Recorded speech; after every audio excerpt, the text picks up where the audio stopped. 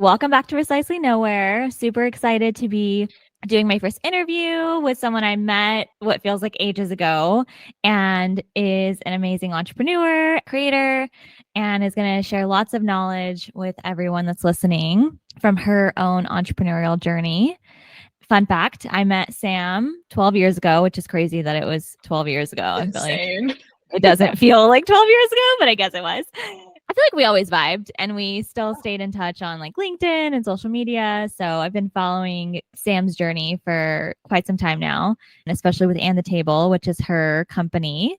After I launched the podcast, I actually reached out to Sam last year to give her a heads up. I was trying to like get in her DMs before she blew up, also to be like, please let me interview you. And Sam was gracious enough to accept. So we're finally here. Very excited to jump in. Before we do that, want to give Sam a chance to tell us about yourself, about And the Table, just a little bit who you are, where you grew up, Mhm. and then Definitely. where you're currently based. Well, I can't believe it's been 12 years. I'm like, we studied abroad, what, 5, 6 years ago? I It's know. like, I'm like, it feels no. so much younger. I definitely feel younger, although I do love getting older. So, but I'm Sam. Yeah, I grew up outside of Philadelphia, and I think, like a lot of people on the East Coast that want the least college experience you can get, and I definitely fell into that category. You find yourself at a school in the city, and I did. I found myself in New York, and I think that through that experience, I always knew I wanted to live in the city. I wasn't a suburban girl. I've always wanted to go on a bit different path. I didn't want that quintessential go to college, find a partner, get married, have kids. That was Yeah. never my trajectory, and it still isn't. And I guess a lot of us, if we're privileged enough in our 20s to make decisions off of just like what feels good.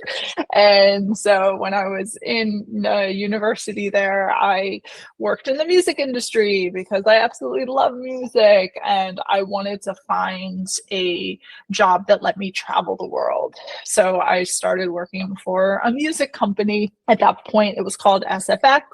They were let me preface were because that was a colossal failure of a company. They produce some of the biggest music festivals in the world, and those music festivals still go on because they're subsidiaries, but a lot like Tomorrowland and Mysteryland, and that's where I really got my feet wet in events and enjoying just the rush of D-Day and just really getting to see and feel what everyone felt when they came into an event. And I was on the road for 9 months of the year producing these festivals all over the world, whether it be Mexico, all over China, Australia, all over Europe. But really, we followed the sun and put these festivals on. And once I was about 24, 25, and I've been doing it then for about 3, 4 years because I started at this company when I was still in university. I realized I didn't want to be doing that in my 30s and 40s. And I would look people 20 years my senior and just say, I do not see myself in you. And we were based in Amsterdam for about at least 2 months of the year when we did the European circuit. And when I came to Amsterdam, I just fell in love with the city. I was like, the city's amazing. And I always felt something was pulling me to Europe, but I didn't know how to do it because as an American, why I have no European citizenship. A few generations back, family from Romania and some Polish, but that's it. So there was no way of me gaining citizenship anywhere. But I realized there was this fun little visa called the DAF visa, which still exists today. It's called the Dutch American Friendship Treaty. And with that, in the Netherlands, they welcome you to come over and start what is the equivalent of like sole proprietorship. And you can operate as a sole proprietor and basically do whatever you want.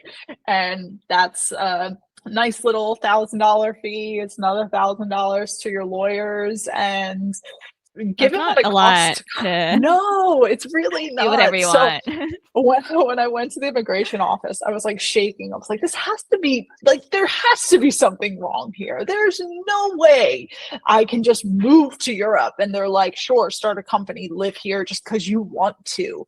But it does. And I did that in 2017, came over to Amsterdam, and my life here began. And funny enough, and the table started with it. It still held the same concept as it does today. There have just been some windy roads, ups and downs. I very transparently never thought it was going to become my full-time thing. I always thought it was going to be my passion. Now it is in full swing, full steam ahead, and that's what I'm building every single day, and I absolutely love it.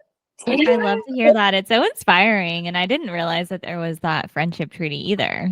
I'm Yeah, like, maybe it it's is easier to escape to Europe. I like to think that eventually I will move to Europe because America is just America, and there's a lot going on over here. I feel like we have a lot of outdated ways of living that used to be like idealized when it was like the American dream. And mhm. but now it's just Europe actually feels more free to be who it you want to be and have that it like balance of life. It definitely does, and I think those open conversations, the what's considered, how would I say it? What's considered like extremely left in the U.S. is more center here, but they're open to both sides. It's don't get me wrong, every country has their issues, but I really value feeling safe in this city. I can walk my dog at any time I want, and I do not feel like I'm in any I'm like, danger. what a nice feeling. What does that feel like? I should also preface my dog is like a 90-pound Rottweiler, so there's also that factor of feeling safe.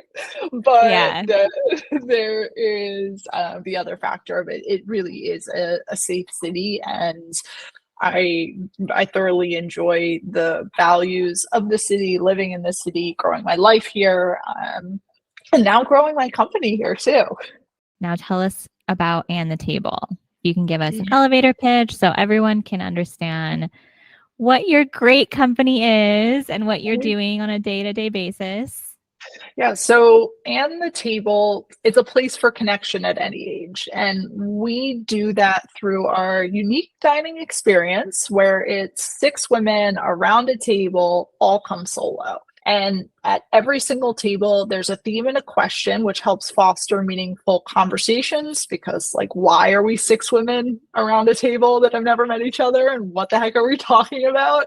And this all happens at a host home where you get to enjoy a delicious meal and have that conversation and just overall a nourishing evening. I love it. And if you follow Sam or And the Table on Instagram, you will see all of these amazing dinners. Like the vibe and aesthetic is just, I mean, I'm in love with it, but you can really see that come through. So it's not just something that's like a goal or a dream, but it is something that is a reality, which is amazing. And there's women from all over the world doing this. Definitely, there definitely are. We're in about 8 different countries in Europe, the US, and the UK currently, and that's just going to continue to grow and expand and build every month because we're bringing on hosts from everywhere, and because we want these dinners to happen everywhere, and we want you to be able to say, hey, I'm by myself, whether I'm in my city or I'm traveling in another. I want something to do tonight. I don't want to go sit at a restaurant bar by myself. Hey, is there an And the Table happening? And you can singularly choose by yourself to go to the dinner because the 5 other women are doing exactly the same thing. And it's what makes it really beautiful and not as intimidating as like a big networking event or something that's labeled friendship, which really gives me the bit of the ick. So we're really focused on these connections and just having a great dinner together. And sometimes they will foster into beautiful friendships, and sometimes they won't. And it'll just be a beautiful evening, and that's okay too. So that's what we're building. I love it. And we will link to the website in the show notes for anyone that's interested in hosting or attending dinners. They look amazing and they're all over the world. So I'm excited. We have some listeners in Germany and the UK, and also lots of listeners in New York and in California. So I'm sure there will be people interested. I feel like a lot of people I know in my life love food and they love connecting with other people, and lots of women especially. So Amsterdam is so beautiful. I've been once and I need to go back. And I was only there for like 2.5 days, maybe 3. Did a lot of like sightseeing, and it really is what it looks like in pictures, but then even more so, like the vibe there, the people are just so nice. It And is. lots of Everyone's pretty active relaxed. people. Yeah. Oh yeah, well, Yeah. because everyone's on bikes, so everyone's pretty active.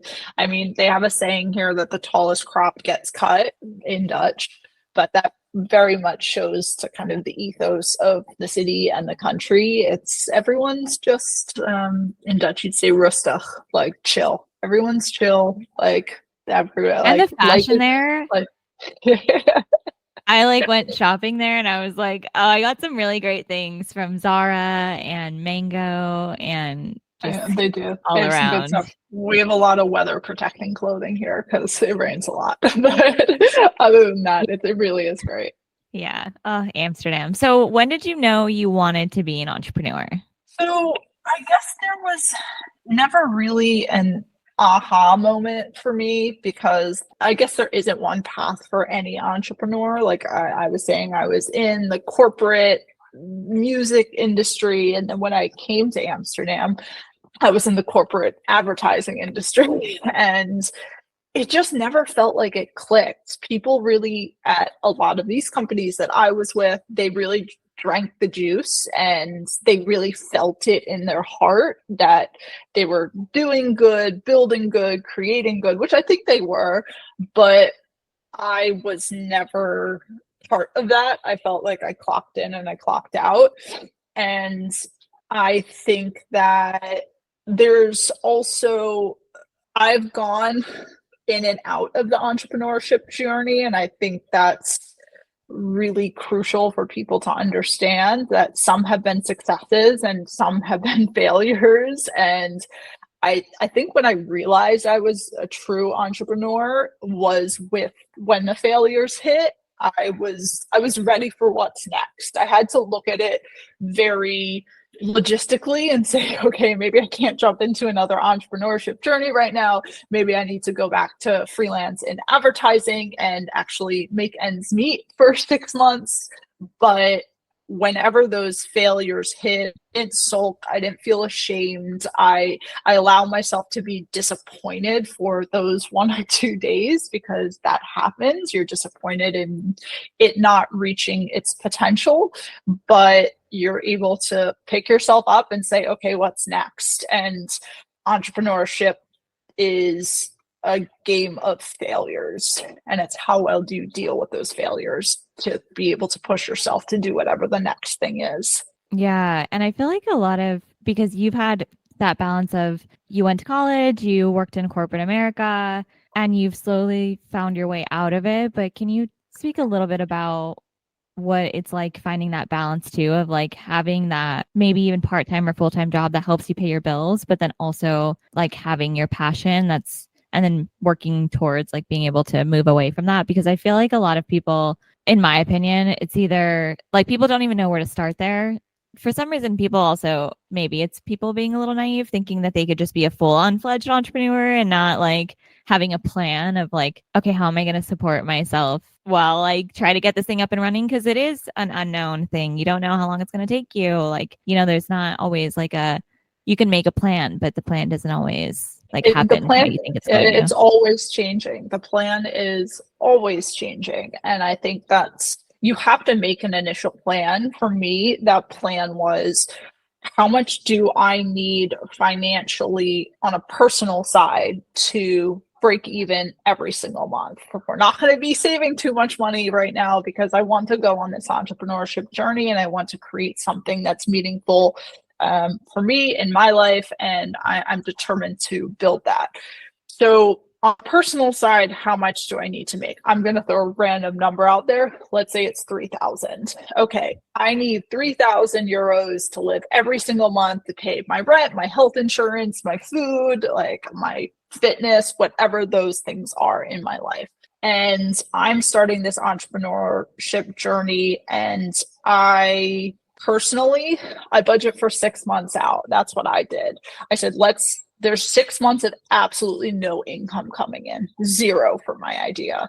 So can I sustain that for myself? And can that come out of my savings? And will I feel okay?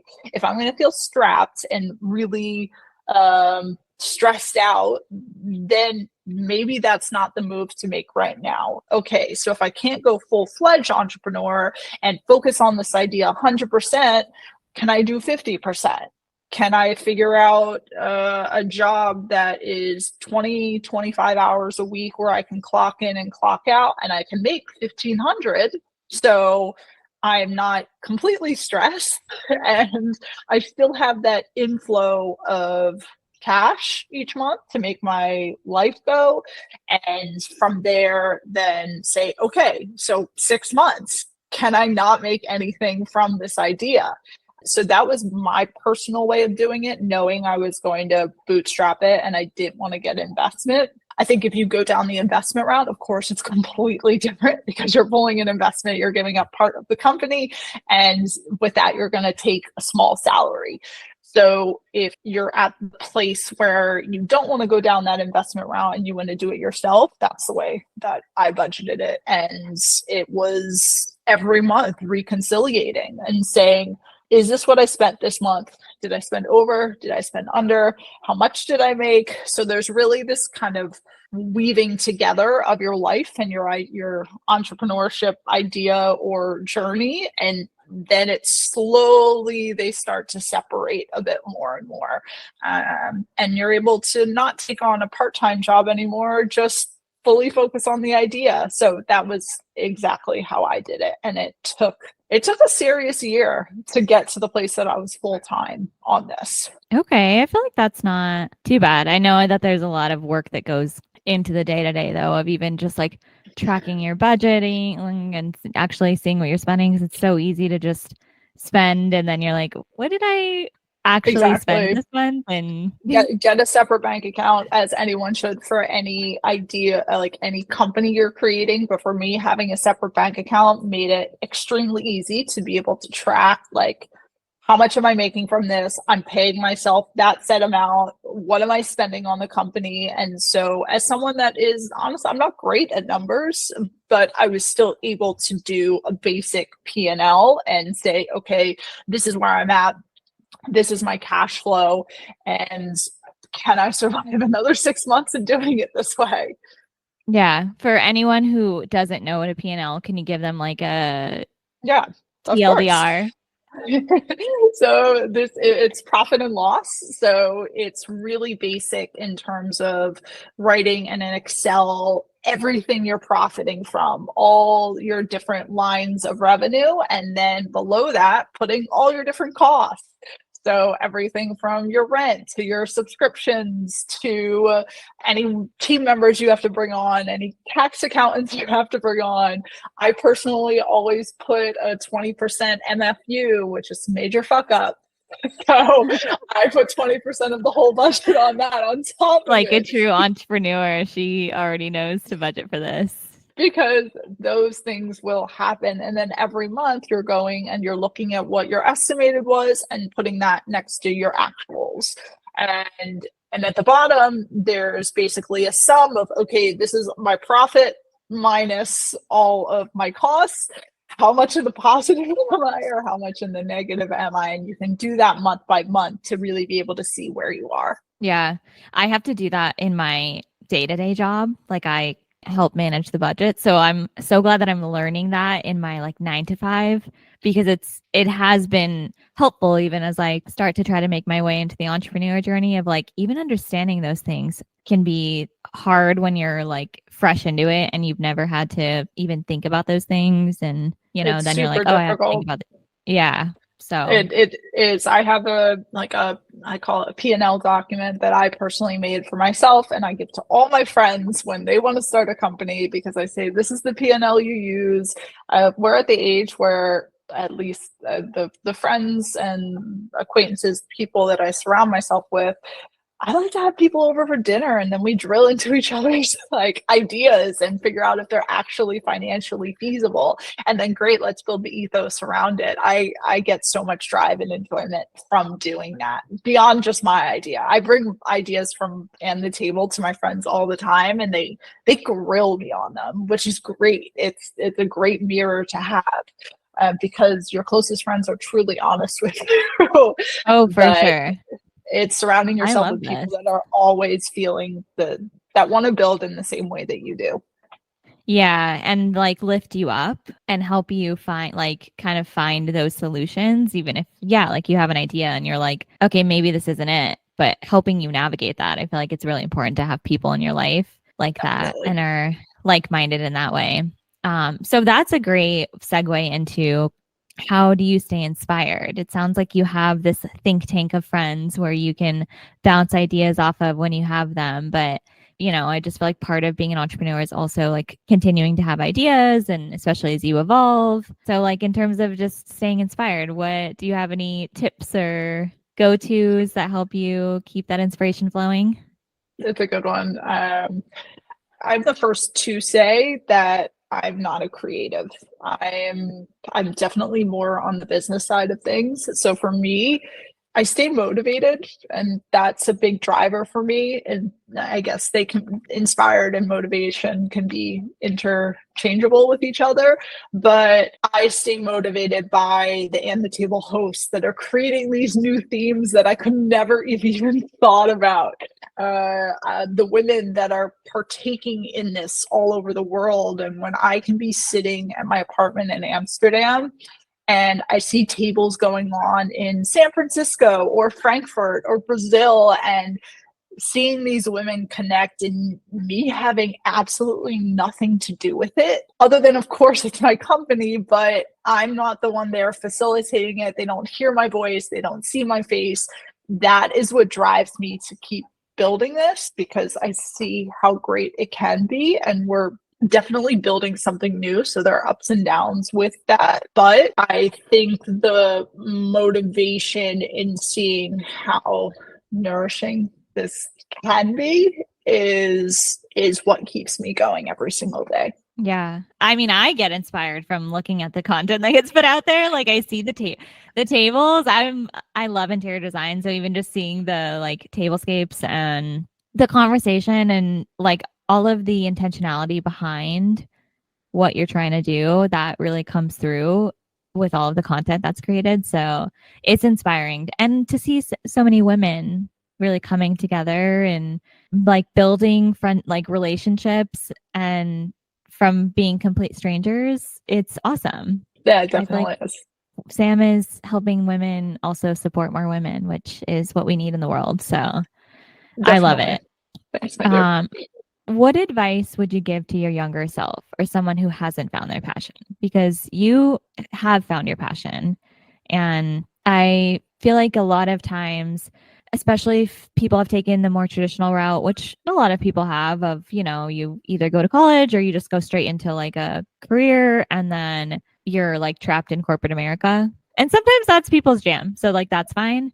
But I feel like having a passion, having found mine in the last year, I realized I've like had an epiphany of like waking up to like, oh, I have this thing that now is like mine and it's so fulfilling. So what advice would you give to your younger self that like maybe hasn't discovered that yet? Whether it's to my younger self or to anyone out there that is younger, all I can say is this took me 32 years to find. So don't knock yourself if you're in your 20s and you haven't found it yet. I would say just keep doing what you enjoy. And there's a big difference between your passion and your career. And I think that's a really big distinction to make. Your passion can become your career, which is what has happened in my case, but it doesn't have to be. And that was a big learning lesson for me when I came over to Amsterdam.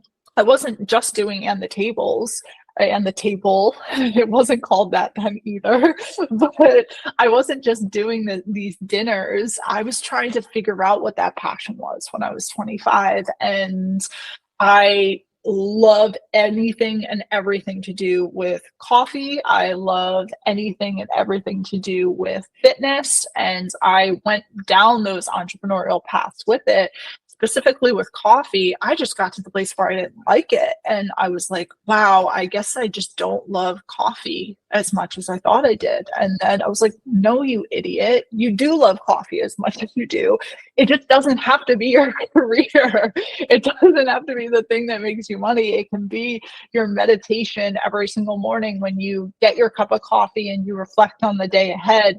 And so I think there's that big distinction to make when you're finding your passion. It's like, find your passion first. And if it can translate into a career or a side hustle, then phenomenal. But don't force that. And I learned that with And the Table, because when I forced it, when I started it in 2017, I thought the path to success was bigger and better. So I did tables of 100 and 150 women, and I absolutely hated it. So if I would have just kept it to its original concept, I probably wouldn't be a lot further than where I am right now. But I learned through those failures that that's not what I wanted.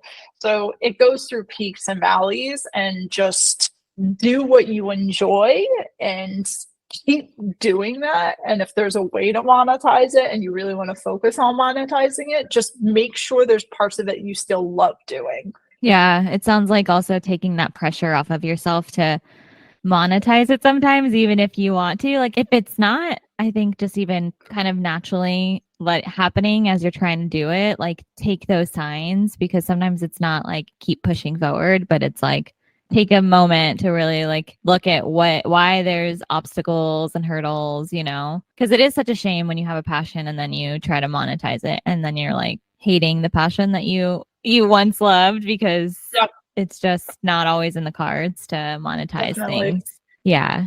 And everyone's journey is different. But in terms of navigating moving to Amsterdam and leaving your corporate job, I know we talked a little bit about that, and you deciding to finally pursue your own passion project, which is And the Table. How did you navigate just deciding to really like pull that like trigger in a sense of, okay, I'm going to jump into my own thing and I'm going to like really believe in myself? Because I feel like believing in yourself is a big part of it too, and mustering up the courage to be like, I can do this. It definitely is. And also just, you have to know failure is going to happen. You have to accept it. Anyone that's going to become an entrepreneur, you have to understand failure is part of the game. And it's just understanding that when that happens, pick yourself back up and you have to keep building.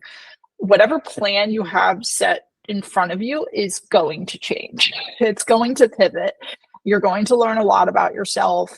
And like we were saying before, I don't think anyone should just quit their job. You need a plan. You need a plan. You need to understand that P&L. You need to set your personal budget. You need to be diligent on these things, because if you just do it on a whim, at least this is the type of person and how I operate within the world, it causes for chaos and not knowing and feeling strapped. And the organization helps my cluttered brain say, okay, maybe we didn't do this well last month, but like, let's get on a new step this next month. So I always remind people that it wasn't an easy jump.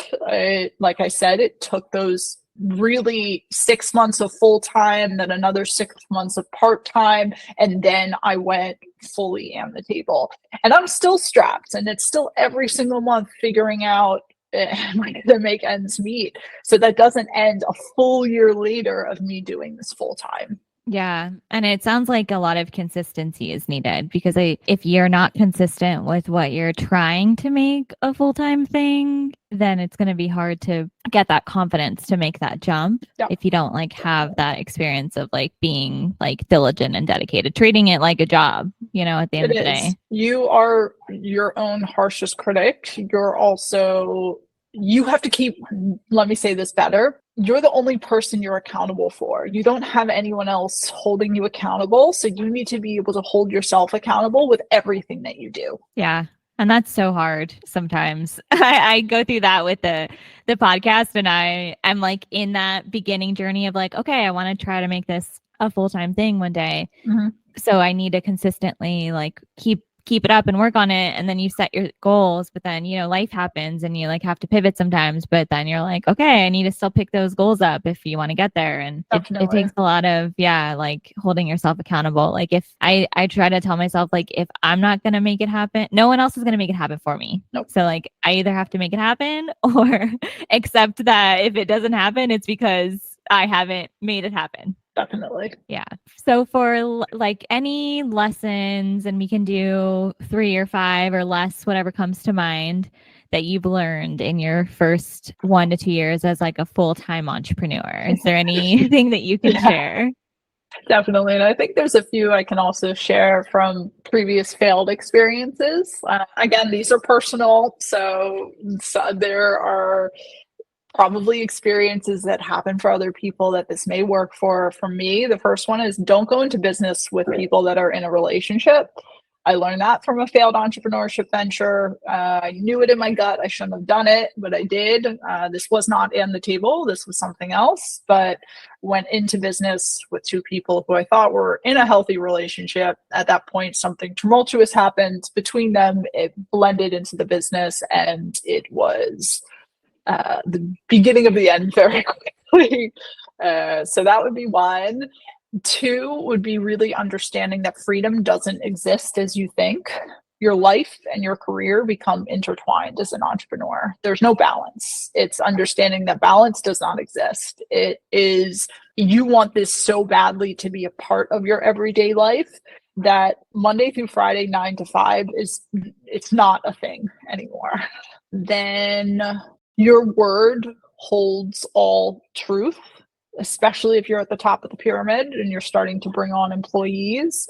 It's very different from managing people in corporate. I've at least found, whereas you're not only holding your position or telling them what to do, you're holding the ethos of the company and how it's all constructed and how everyone interacts with each other, and setting the precedent and setting the example for everyone. And lastly, which I actually think is the most important, you need to get over the fact that you're not going to make everyone understand you. You're going to have a lot of people not like you and not like what you're doing, and they're going to come on your journey and then leave. And you need to be okay with that. You can't convince everyone to get what you're doing or where you're going, because that's going to become exhausting. And that's a hard one for me, and one that I'm still getting over and pushing through day by day. Yeah, because I feel like when you're so passionate about your idea too, you're like, how does someone not see this? Like, you know, especially when it is a great idea. And yeah, but navigating that, like, not everyone's gonna be your cup of tea, and you're not gonna be everyone's cup of tea, and actually being able to work through that, I can imagine, can be hard. Definitely. And people you think are going to be on the journey with you for a long time aren't. I have hosts that come on and then decide they don't like what I'm doing, and they come off, they go off. I've only had like 1 or 2 where that has happened to. But you need to push on from that, because you know what you're doing, even if they don't feel like their ethos is aligned to that. And that's okay. That can't stop you. Yeah. For the whole balance and 9 to 5 or more Monday through Friday, I know that, and probably in your early years of entrepreneurship, this is also, I'm sure, different the more you establish you get and, you know, build that like rigor and structure. Who knows? I know it might not always be Monday through Friday. It might be like Tuesday to Saturday, but do you have a like sense of harmony that you're seeking to find? I segment my time personally. So, and I've gotten better at stepping back if I truly don't have anything to do, even if that means 1 or 2 hours. Personally, I've found that, yeah, I have no set schedule. Of course, there's the time that I'm in front of my computer every day because I'm not going to do that at like 3 a.m. in the morning. But there's no place I would say I'm trying to get harmoniously. I think I'm at the best place I can be for what I'm building. But I've also now learned that that means late nights, emails. That means Saturday and Sunday, I'm working for 6 hours each. I'm waking up from 6 to 12 and I'm working in the morning so that I can go meet my friends in the afternoon. That is a part of it. And when you're truly driven with what you're building, that becomes okay, because part of my weekly schedule is Monday, Wednesday, Friday. I work out at 11 a.m., which is not normal. Who else works out at 11 a.m.? No one. But I'm not an early morning fitness girly. That is not my thing. I'm not one to wake up and like go to the gym. So I do it because that's the hour. It really ends up being like an hour 15, hour 20 minutes that I can zone out. I don't have to think about my phone and I can truly work out. But at any corporate, I would never be able to do that. So Yeah. it's the pluses with the minuses, and you have to find those harmonious times. And for me, it's also now when I really hit a point on a Sunday afternoon and I have nothing to do, don't look for something to do unless it's a big red waving flag. Like I can hold it till Monday morning. That's okay. But that's of course a process you're still going through because you want to grow faster. Oh, totally. I'm going through that right now where I've been like starting to schedule out my month to be like, this is what I want to get done in the month and this is when I'm going to actually work on it. And a lot of those days are Saturdays and Sundays because you can only do so much in the week, especially when you're juggling a 9 to 5 job and trying to also give yourself time to like still live life. And, because that's what helps, I think, keep everyone inspired too.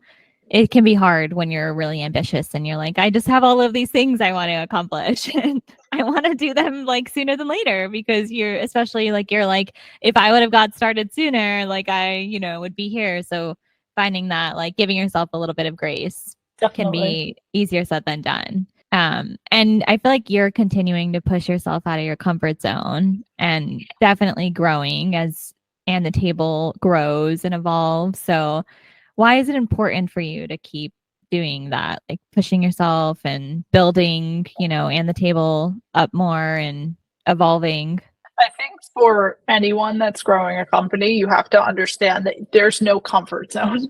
Comfort doesn't exist, especially one where I'm taking an existing format of a dinner party, but there's elements of it that we're creating that are new. We have a new request system. You can't just buy a ticket. You have to request. You have to be invited to the dinner, which is very new for people, understandably, because you feel this acceptance or rejection from a table. So there's from those little elements to dealing with new tax laws throughout Europe to not getting everything I wanted out of a certain person that I would bring on to the company and having to let them go. There's uncomfortability day in, day out. So I continue to push myself and what I can do and build in that regard, and that uncomfortability is a driver for me, and I've learned to like live in that yellow zone. Sometimes it goes a little more to the red side and sometimes it goes a little more to the green side, but I think what drives me is like something I do for myself is every time I get really stressed, this is just a funny little trick, is I tell myself I'm leveling up, and it's a weird thing to say. So if I have 3 dinners this week, the hosts are screaming about things that aren't working on the platform. My accountants need something else because there's a new ruling that's taking place. And I am just like, wow, I am at my wit's end right now. I sit myself down when I'm having my coffee in the morning and I say, okay, you're leveling up. You can do this. There's no reason you can't. Let's make an action plan of what you're doing every single day this week. And we're not deriving from that. And in doing that, I've been able to now, a year later from launching this platform, because in March it will be 1 year, I'm able to say, wow, I did all of that. Great. Give myself a little pat on the back and say, okay, we're going in. Now we have the second version. We have over 100 hosts. We're building out new ways to connect that aren't just dinners. So for me, like I've said, that uncomfortability is, I think that's a word, uncomfortability. Yeah, I think it is. We'll go with it. That's excitement. And I balance that with the things that do make me comfortable. So like the structure in my everyday life, or those coffees in the morning, or those workouts at 11 a.m. on Monday, Wednesday, and Friday. I that's what keeps me in my comfortable zones. So yeah. That's such a great way to look at it, because you're right. Like with being an entrepreneur in this journey, a lot of things are changing on a day-to-day sometimes, and you have to just be okay with constantly having to be out of your comfort zone and push yourself in new ways. And it's like fight or flight, and finding those things that keep you grounded so that you can continue to like keep on your journey. That's a good advice. I'm learning a lot from listening to you. I'm glad. And I feel like I'm in the beginning stages of trying to do that. Like we're trying to integrate like working out and being just things that are good for my mental health, and structure too, I think is harder to attain sometimes, but so important when you're trying to pursue something like this and you're doing it full time. It definitely is. I told myself if I was going to be a high performance individual, that I need to be in the best physical shape I could possibly be in my life. I need to eat healthy. And those regimens, from my fitness to my vitamins every morning, to making sure before I have my coffee, I start with my juice, which are weird, small, little things, but you have to figure out what works for you in order to keep yourself driven. I've never been a journaling girly. That's not my thing, but it is a lot of other people's. So you just have to find that thing that's good for you in the morning, in the afternoon, in the evening, that really set you on that arrow of, okay, this is what I'm going to build. This is what I'm doing. Because when everything goes up in flames, which it will, it happens, you can go back and reset with the things that you have control over, and just continue to go and continue to build. Yeah. I'm trying to get into journaling. I have a journal that I'm trying to start. I just need to actually take time to do it. I feel like when I feel like things are out of control, I'll usually like manifest. So I do have a notebook where I'll do like manifesting exercises that are like quick, but then they help get me like kind of grounded and recentered of like, okay, here's the bigger picture. Here's what I can focus on and control. So yeah, finding your own like vices. So a day in the life, I'm sure every day is not the same, but if we're going to take a day in the life of being like an expat and an entrepreneur, what does that look like for you? See, I think people are surprised. It actually is, which is also, yeah, may be very surprising. But I think when you're building something, there is, like, of course, there are the odd days here and there. Well, there are a lot of odd days, but the a normal day for me is just waking up at 6, 7 a.m. I walk my dog for about an hour. So that's the first thing I do. If it's not me, my partner does it. And I wish it was more glamorous, but really for the next 5, 7 hours, I'm behind my computer. You can't see here, but I have like a multi-screen setup. So I'm working on anything from posts to brand partnerships to something in the platform is down to our newsletter. There's always something going on because the team is extremely small, me being the only full-time person. So I would say on hosting days, obviously this changes. My laptop time goes down from 5, 7 hours to like 1, 2. And I am cooking, getting ready for the dinner, prepping the table. So making content for that table.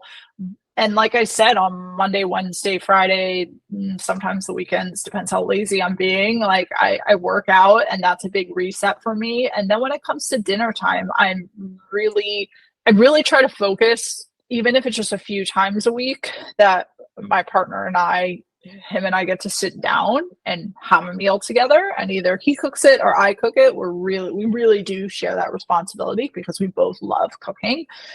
And maybe I watch a show for an hour. That's a few times a week. And then another ritual, if you would say it, that I do is I'm a bubble bath person. So I love this. I am a shower. Like I shut all the lights off, just candle lit, take a shower, take a bath, go to sleep. It's my way to like wind down for the night. So that is pretty religious, about 5 to 6 times a week, because that shuts me off before I go to sleep, and I'm not on this heightened adrenaline rush of whatever it is that I'm building. And that's mostly my days. And because the dinners don't, other than the ones that happen at my home, or we have a few partnerships with different hotels that I host, the rest are happening in other host homes. So it's really managing that from behind a laptop, which is I actually really enjoy it. So yeah, you're like you have your own, but then you can also be removed from it, which I'm sure is nice. Back to these bubble baths. Do you have one of those like little? I've been meaning to buy one of these because I just am like, I love taking baths, but I don't. In New York, the bathtubs are they're like small in New York. Yeah, and sometimes Amsterdam, they're they're just pretty like big. Yeah, and the bathtub in my apartment now is big. So you know those things where you can like put a book on it, like, or a wine glass. Do you have one of those? Yes, I do. Okay, I love that. I love I that.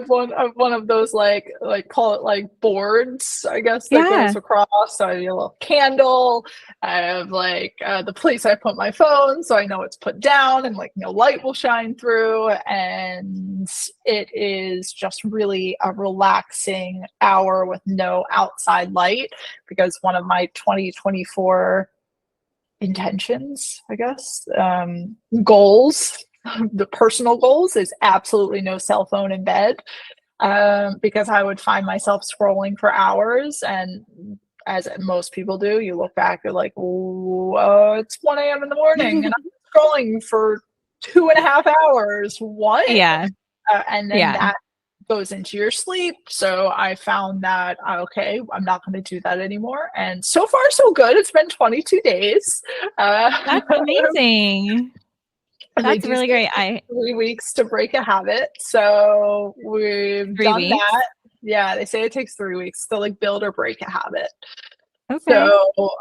So that's what we do now, and so far so good. It's really difficult sometimes because all you want to do is lay in bed and scroll on your phone. But I told myself, no, I have to get up and go on the couch if I want to do that for a defined period of time. Yeah, I also fall like victim to that, and I came across a social post yesterday. I'll have to send it to you, and I can link to it in the show notes. I was immediately hooked by it. Said you will be unrecognizable if you do this, like these things for 50 days. And one of them was basically not to be on your phone before you go to bed. And to meditate at least 10 minutes before you go to bed, which I feel like your baths are. Call that meditation. I guess I will. I'm not like, I have so many friends that meditate or do journaling and they love it and it's great for them and that's awesome. It's just not what works for me. I tried it. It's not my thing, but I guess if you're bathtub or coffee to yourself, it's a different form of meditation. Maybe it's not traditional, but it's your time to reflect and set whatever is to happen for the day or reflect on what has happened for the day. So I'm trying to evolve the idea of meditating, because I feel like the traditional idea is like you like sit on a yoga mat and you're like in silence, but I feel like there's just different ways to be one with yourself. Definitely. And the table. So we've talked a bit about it, where you're connecting women. I feel like you're feeding their curiosity because you're helping connect them, and there's lots of intentional conversation that happens over that dinner and table and unique experiences. What are you most excited for in 2024, personally and professionally? Okay, so I would say they kind of meld, but I will separate them, even though they'll somewhat sound the same. Professionally would be the new version of this platform. So we're in the next 3-4 weeks gonna launch the second version where it's new ways to connect and see how we can grow this beyond just being dining. It will always be the 6 women around a table, all come solo, there's a theme and a question, but I truly feel that what you can do around a table with 6 women is endless. And we want to start growing that. And we will with this second version of the platform, which will also have a new design. And I think light years better than what it is right now. The one And right now, just so everyone knows, is great. Sam's aesthetic is all already great, but she is very ambitious, and so it's going to be there even better. there are things that have bothered me since the beginning. I mean, I can even call it out specifically on like the table event page. I don't think that design is conducive to looking at an event page. So that is very much changing. I'm so excited. The new one looks bomb. And we're going to be expanding things like hosts will have their own pages now. So you can really see what a host home is like, because not everyone connects with every host, and that's okay. But you should be able to see more of what a host is like. So all of those things that are growing, we're going to be launching a membership, which is really exciting because there's a lot of cool stuff that comes with it. So all of that is coming in the next, call it 1 to 3 months. It's going to slowly, gradually be launching throughout those months. And then personally, I'm just excited to bring everything to the next level. And like we were discussing, really just leveling up again and doing all that and making sure I can still balance. Well, I guess you're not balancing. Making sure there's a cohesion of your career, your friendship, your relationship, the relationship with yourself, and just to really step up and do that to the next level than what I've been doing these past 6 months to a year. There are a lot of things that scare me about this next level, and I'm excited to tackle them. So that would be it personally. I'm excited to see everything launch. What is your ideal host? Like, do you have an ideal host? There is no ideal host, and because I don't think you can paint the perfect picture of a host, where I feel like what's important for any of the hosts coming on for me is that first, they're conversationalists. They understand how to hold a conversation. They understand how to welcome women into their home that have never met. There are awkward pauses. So that host needs to be able to talk through them and ask questions and dive deeper and make sure the women around the table feel comfortable.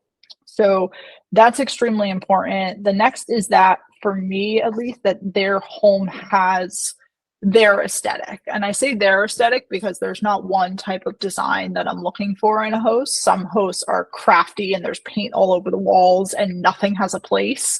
Other hosts are minimalistic and they focus on gastronomy and everything has a perfect place, and everyone falls between that. And there's something really beautiful because, like I said, everyone's pulled to different types of women and different types of hosting.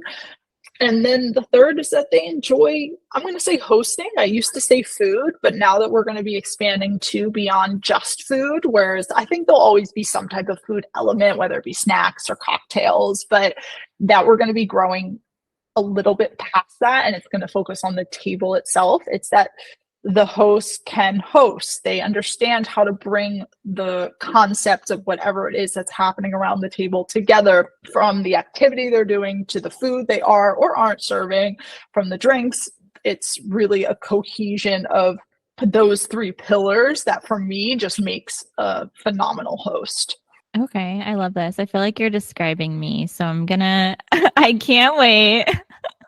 I've been wanting to be a host for so long, but I'm like, I asked Sam. I was like, "Do you have to like cooking? Because cooking's not my jam. I could do it if I needed to. And I do it if I need to, but yeah, with this new version, they're definitely cooking does not need to be what your experience focuses on. There should be an element of food probably they can like yeah. snack Oh, I on. love food. So But food can be like integrated. if you want to make a great charcuterie board and you're going to do charm necklace making, amazing. That's what this Yeah. should be for, to continue to build and foster the relationships with women you've never met around you.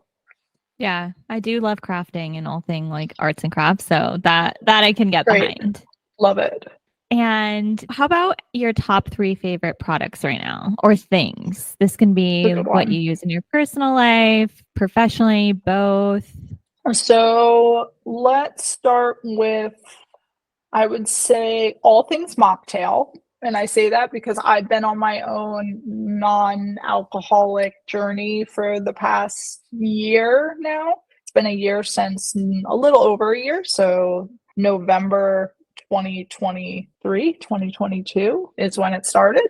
And it's gone up and down, but I've absolutely loved not consuming alcohol. But with that, it felt like I was at a lack of everything else. So all things mocktail, and there's so many incredible women doing mocktails now, all on the internet. One I love, her name's Olivia Nocita. I may pronounce that wrong. Incredible TikTok. She makes incredible mocktails. And so that has been a big favorite of me recently.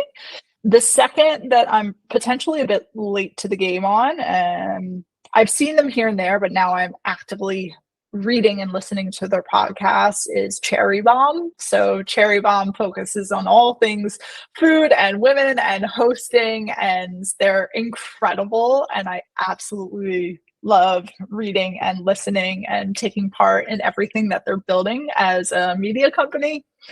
I love that. And yeah, they're phenomenal. These women are great. And the last one, recently I've gotten into backgammon, and we play it a few times a week, myself and my partner. It's actually can be quite a strategic game, and we really enjoy it. And I'm on a winning streak right now, so that always makes me feel better. Just continuing to do that, and I really enjoy just such a simple game altogether. Is And just that like something a board that's, game?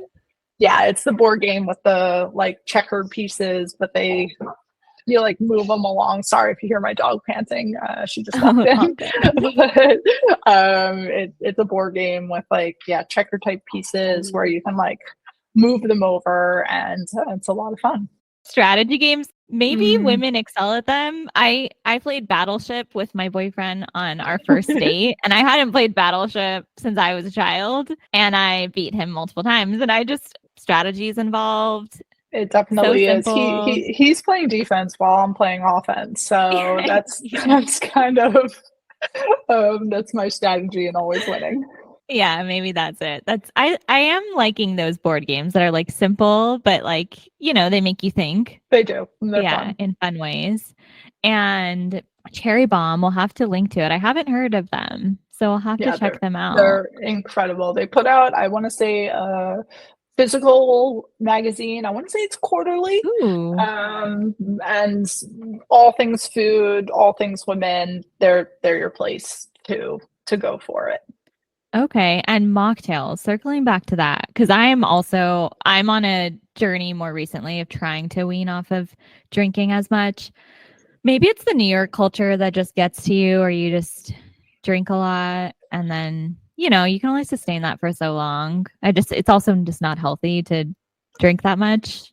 Nothing against it, because I do love wine. Like I had a glass of wine last night for dinner, but I feel like mocktails are really blowing up, and which is nice. They People definitely moving away are. from drinking is becoming more normalized. Like you don't have to be an alcoholic just to not like drink. Definitely. I started really, when I said I really wanted to focus on becoming this high performance individual, I looked at my fitness journey, but I also looked at the way I was de-stressing at the end of the week. And when I was really stressed out, I would drink wine and then be more tired the next day. And I was like, wow, this is probably not doing the best thing for my body that it could be, even though in the moment it felt like a relief. So I really started to assess that, and I cut it out fully for 9 months, 10 months. And then I had one or two drinks, felt absolutely horrible, and stopped again. So I just really realized it wasn't my vice. It's a lot of other people's, and there's nothing wrong with that. That's incredible for me. And the non-alcoholic journey is the way to go. I still serve alcohol at my dinners because, yeah, a great wine with pasta is delicious. Uh, but it was the way that I'm trying to function within the world. It was putting me back a few steps, and waking over hungover wasn't allowing me to get to the place where I wanted to be the next day. Yeah, especially when you get to your 30s, you're like, the hangovers are just not the same. No time. Like, I don't have time for this. No, if I'm hungover all weekends, if I were to have like one crazy night out, and I feel like I did it in my 20s too. When I worked in the music industry, we party nonstop. It was all festivals.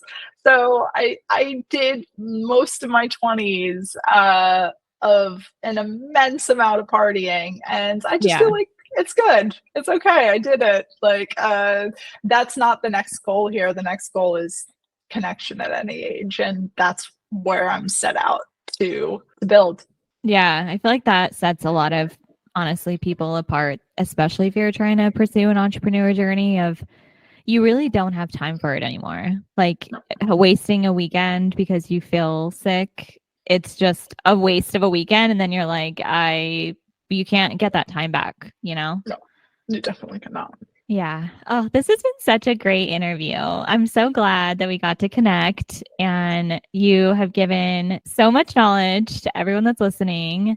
And we will all continue to follow your journey. In terms of the launch and platform, because I know you have the website component, do you have an app component as well? Or are we focusing Not more on yet. website? So we're web desktop right now. That's just because we're self-funded. Yeah. But web desktop, it currently, you can do it on your phone. It will be way more mobile responsive in the second version, which I'm very excited for.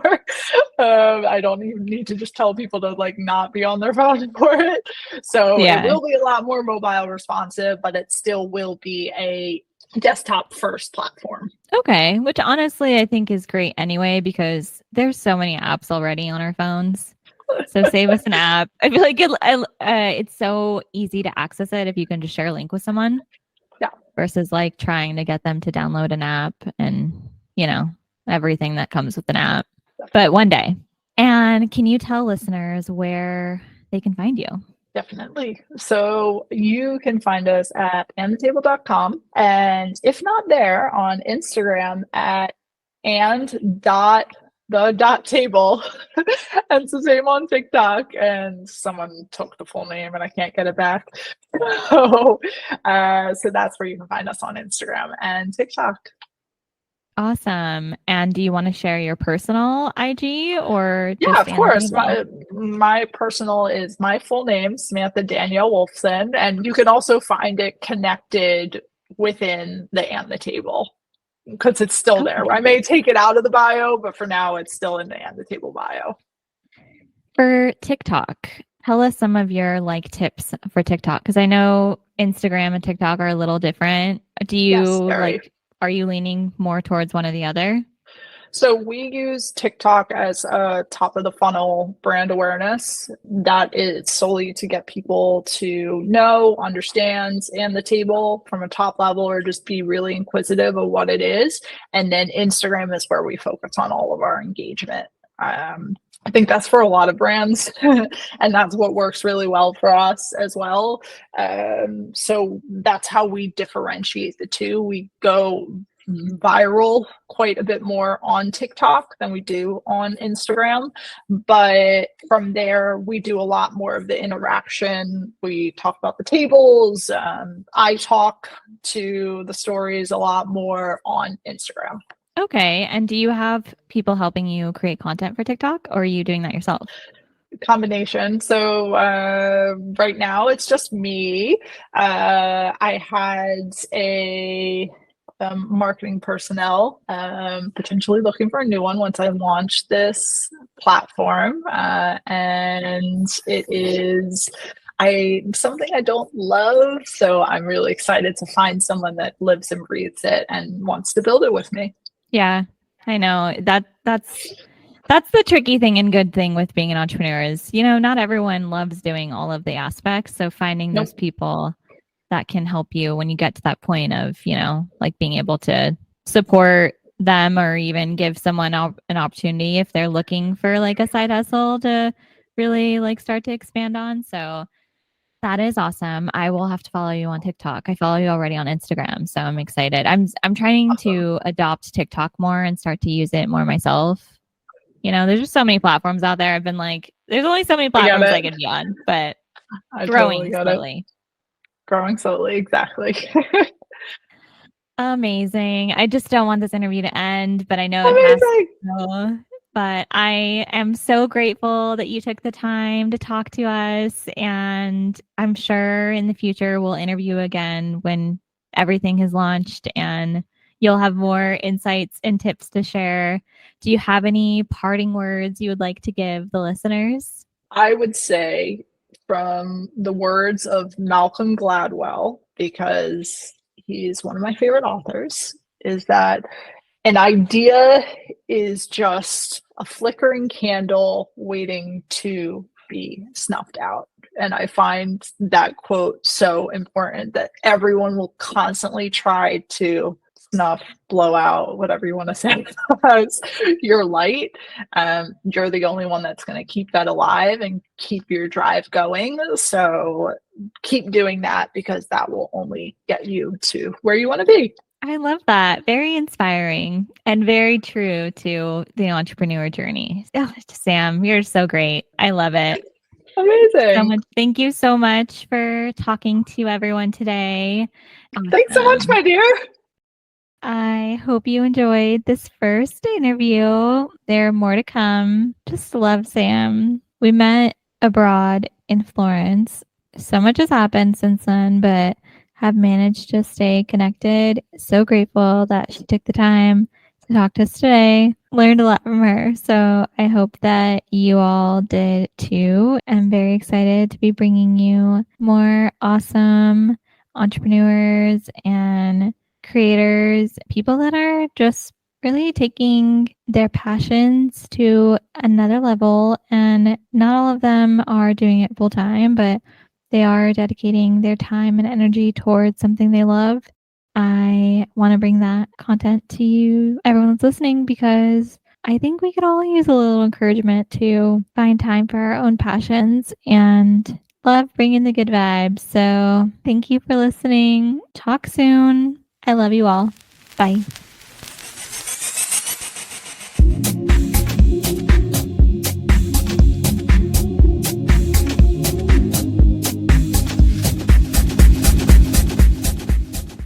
Music and editing done by Marco. You can find him at Midnight, MIDNITE_mind80 on Instagram for more of his work.